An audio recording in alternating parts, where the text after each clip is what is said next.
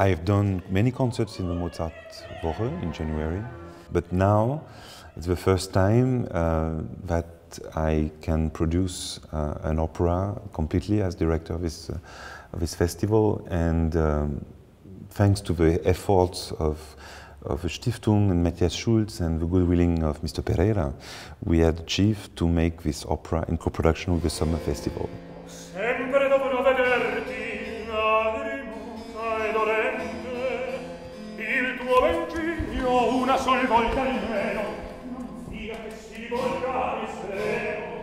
You know, I'm very scared about it every time.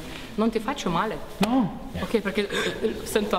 No, no, no. Can you get that right arm around her this way so that there's more? When you drop your head onto her lap, yeah, it doesn't look.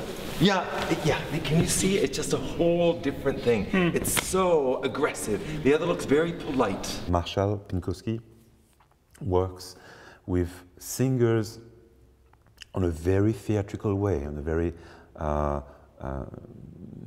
deep way of telling the story, just to be narrative and using gesture, as you can see everywhere on a painting, on a sculpture, on any tracks of iconography of that time.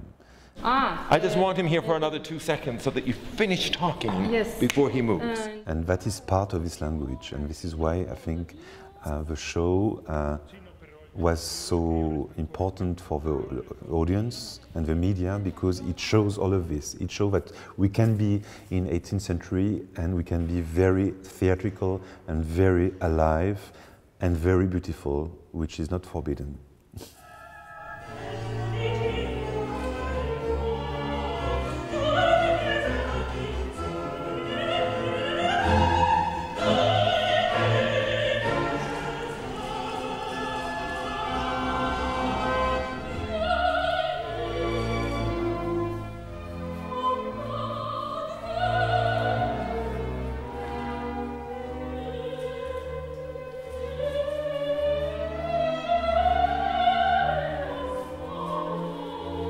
You realize at once that Mozart, even at 17, had already found his voice. When you listen to Lucio Silla, you're going to hear excerpts of Figaro, you're going to hear Idomeneo, you're going to hear Magic Flute, you're going to hear all of these marvelous things, and you realize it originated with Lucio Silla.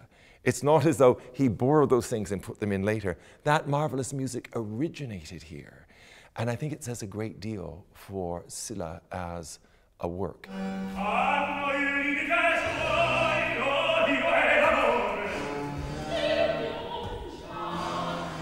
People have been surprised by our last act of Lucio Silla, because they are used to see the piece where the tenor normally does 2 arias of rage, a trio of rage, and a recitativo at the end in few words where I say, okay, this is too strong, I take my love away and I give the woman I love to the fiancé she loves, and okay.